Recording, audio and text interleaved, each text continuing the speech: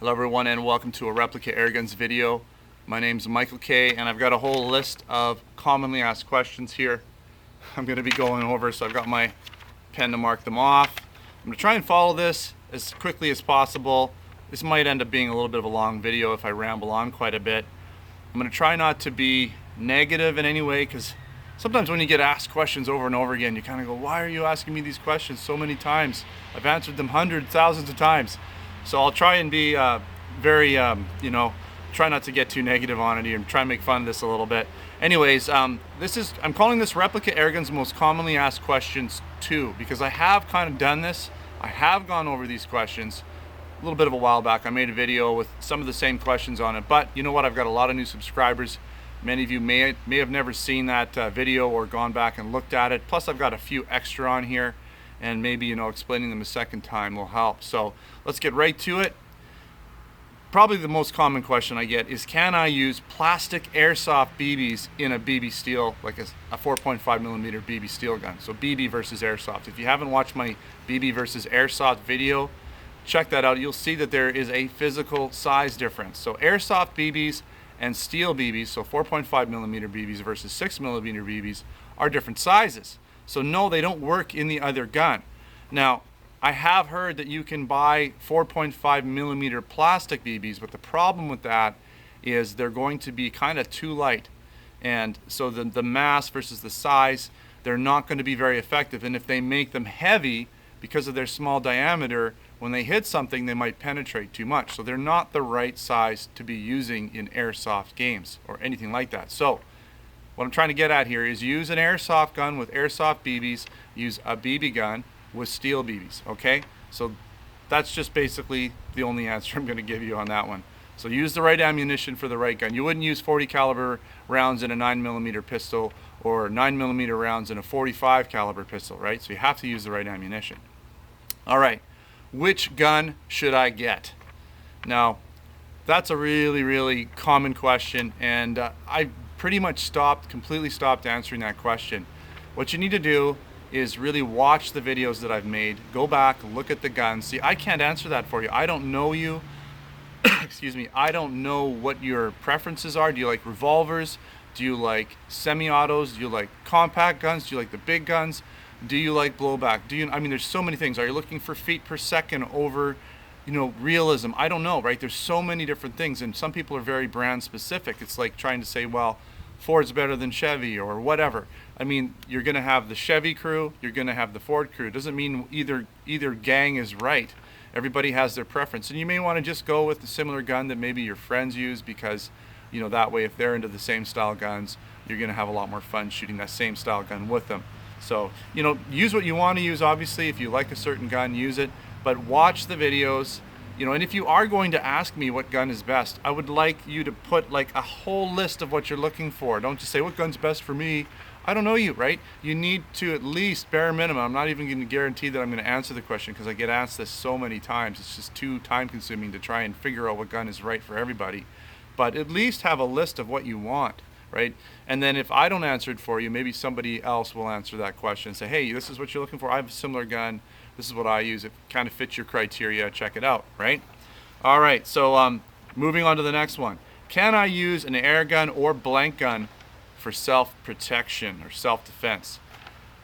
Short answer is no. I would never recommend it. The only thing, being that air guns, especially the ones that I review, the only thing that really could potentially help you is if the fact somebody saw that gun and just ran away, right? If it came down to any type of, he had a bigger gun than you, which in most cases, if he's got a gun, it's probably real.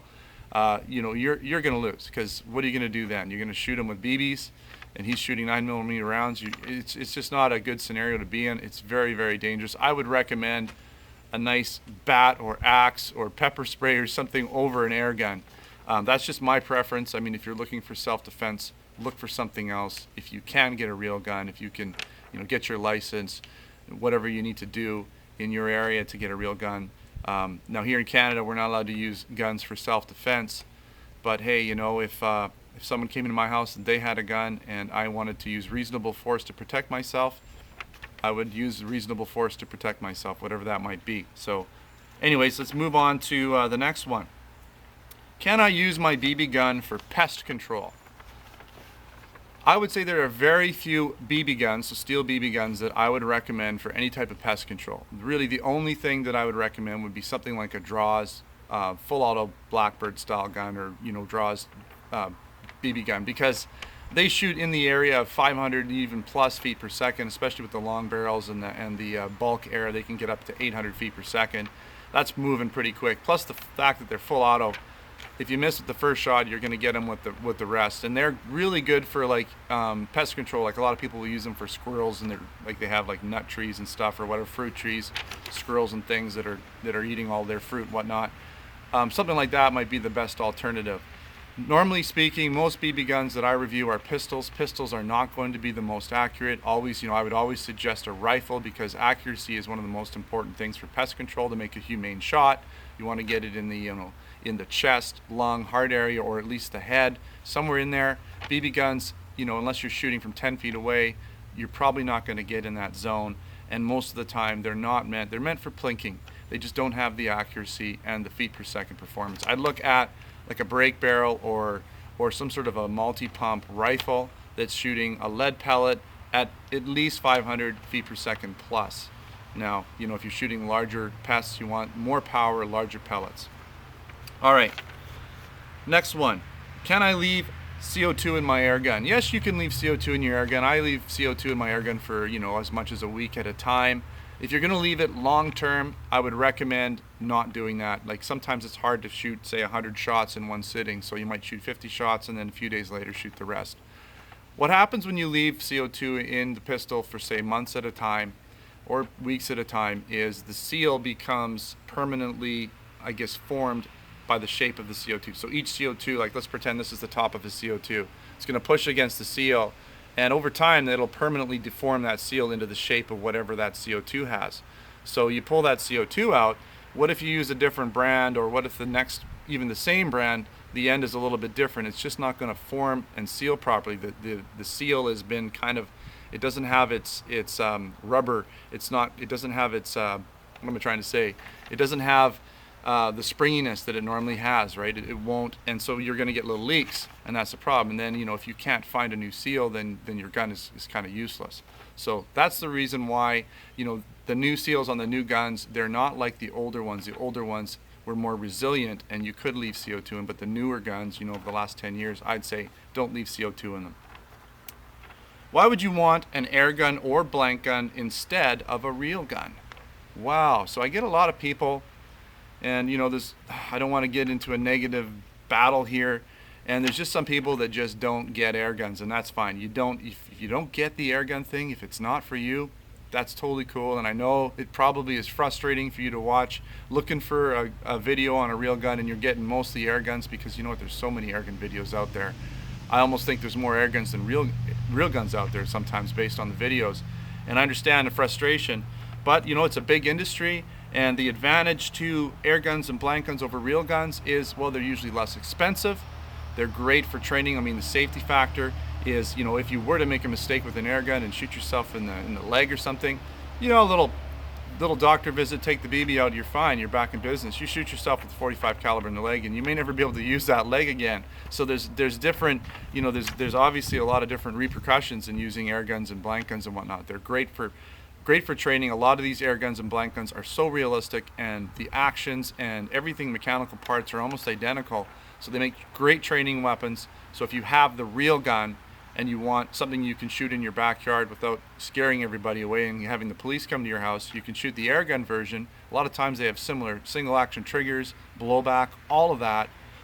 And you can literally, for pennies a shot, shoot those guns in your backyard and get a lot of trigger time.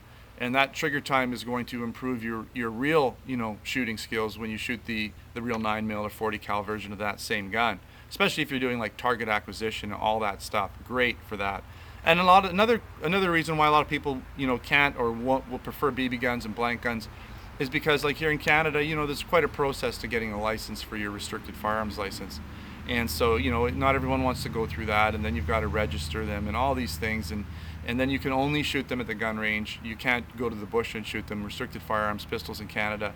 You have to go to a gun range and you have to lock it up a certain way. And I agree with all the safety precautions. I'm not putting that down, but it is quite a procedure, and not everybody wants to go through that. So having the air gun, they're uncontrolled firearms in Canada. You don't need a license. You don't need to go through that process. So you can literally just buy it as long as you're 18 or over and start shooting in your backyard right away.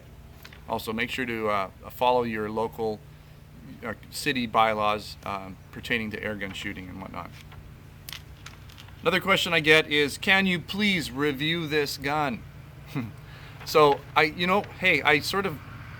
sure, I mean, if it's someone saying let's review this gun and I get the same thing over and over again and it's a fairly popular gun and it's a gun I can get my hands on, that's going to influence me to some degree if I get that, people telling me I want to see this gun. But typically I sort of have like I guess a timeline, or I have a game plan and what I'm doing, and I only have certain guns that are available to me because I'm in Canada. Some stuff I just can't get because we can't import them. So a lot of blank guns I can't review anymore. Certain air guns I just can't review anymore because in Canada they're just hard to import or whatnot. Even airsoft guns, there's some ones I just can't get. And I'm sort of limited to what my suppliers have. I have been getting a lot of people asking me to review like pellet rifles, target rifles, vermin rifles. That's really not so much what my channel's about. I've reviewed some of them, usually the ones, my personal ones. I will review the ones that I buy, but I don't go looking to get a lot of guns to review because it's just I don't really get the feedback or as much of most of my followers are more into the replica style guns. So I try to cater to my audience is what I'm trying to say. All right, this is going to be a fun one. Where is the best place to buy whatever gun it happens to be? And so I'll get people from the UK asking me, hey, what's the price of this gun here and where should I buy it from? I have no idea. I don't follow what your laws are in the UK because we don't sell there. I don't follow what the pricing is. I don't even know where the best places are to buy. So if you want to ask that question, I can't answer it for you. There might be other people who are following the comments that might be able to answer it for you, so there's no harm in asking it, but I won't be able to answer that question, so sorry about that.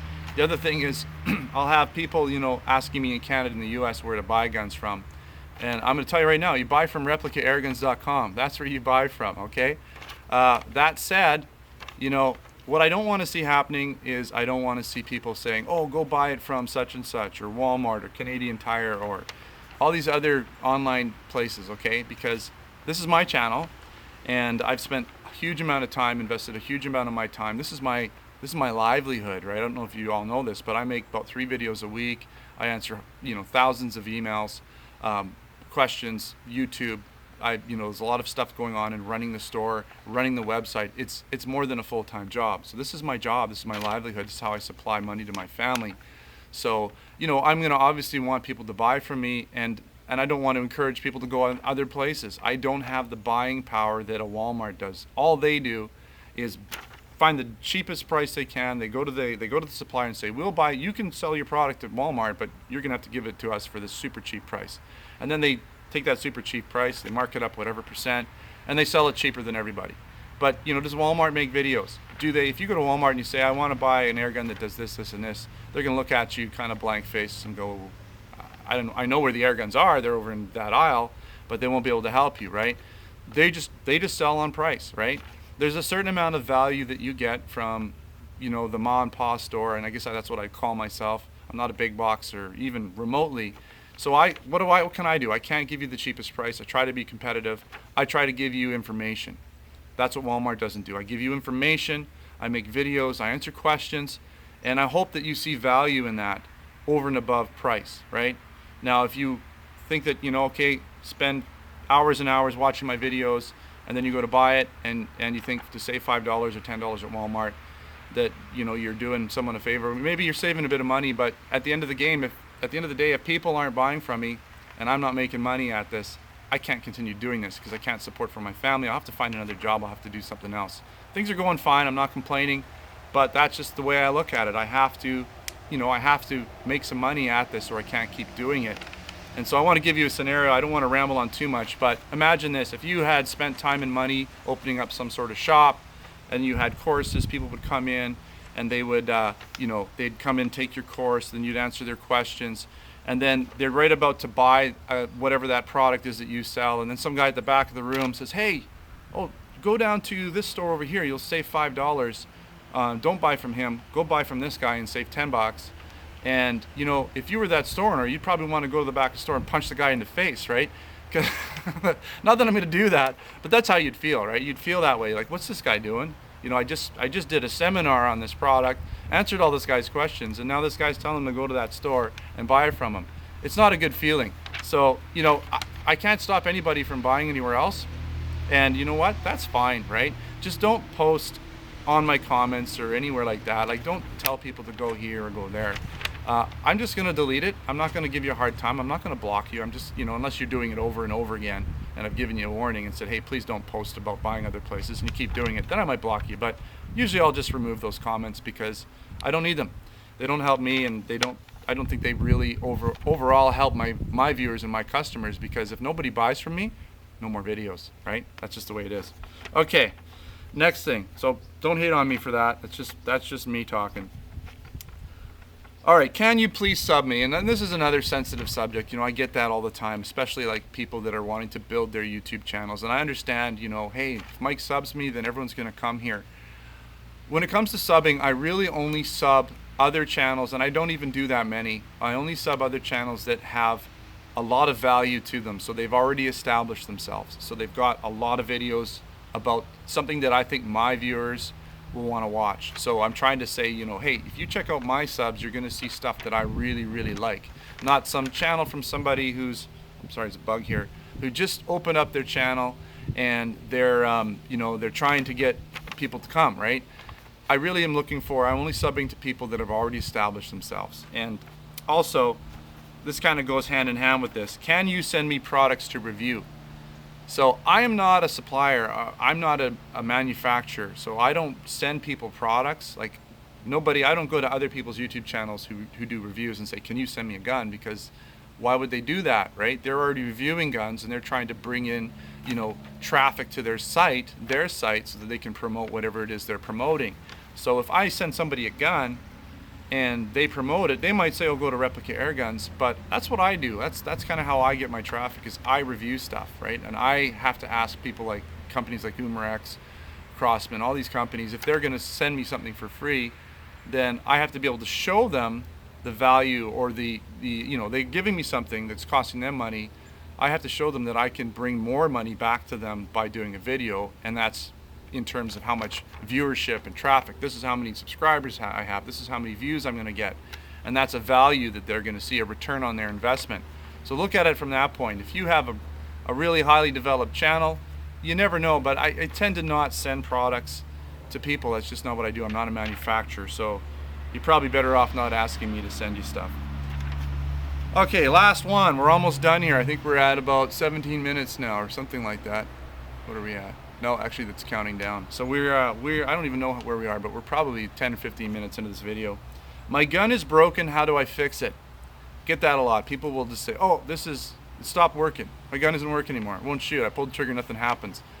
That's like trying to do computer tech support over the phone. It's the most frustrating thing you can imagine trying to troubleshoot guns over like comments and over inbox questions is really difficult. You know, if a gun's not working, most of the time there's something broken in it. Could be a seal, it could be an internal mechanism. Probably the best thing you can do is go right to the manufacturer, it's Umarex or Crossman, whoever, send them an email and tell them what the problem is, because they know their product better than I do. I don't do a lot of repairs. I really don't do any repairs personally, so I don't know what the problem's going to be. I mean, sometimes it's a real easy thing, but a lot of times there's just nothing I can do. So probably, again, your best bet is to go directly to the company, send them an email, go to their website, go to their contact us area. They usually have an area where you can ask questions. You may have to send a few emails. A lot of these guys are busy, and I hear quite often that, you know, people don't hear back from them right away. So just keep at her, keep sending the emails. Eventually someone will get back to you. I had to do that myself. I was asking for a part for a gun for my Umarex Desert Eagle a while back. It took about a month before they actually got back to me and said, oh yeah, sorry we didn't get back to you, but this is the part and so much it's going to cost. So they will eventually get back to you, just got to be persistent. All right, I think that's it. You you know, there's going to be obviously more questions that I missed here, and I'm not trying to, you know, say, hey, don't ask me questions, but I just wanted to cover some of the most commonly asked questions. And some of these questions I get asked, like, can you use airsoft BBs in a BB gun? I get that asked, probably that asked 20, 30 times a day, right? So, so hopefully this will help a lot of my new viewers who haven't seen my other most commonly asked questions. Thanks again for watching another Replica Airguns video. Don't forget to subscribe. Check us out on Facebook and Twitter. Username is Replica Airguns. Again, come down to the Replica Airguns website. We'll have like pictures of things and all the videos I've republished there. And we have links to purchase items there in the Replica Airguns store as well. Thanks for watching. Until next time, take care.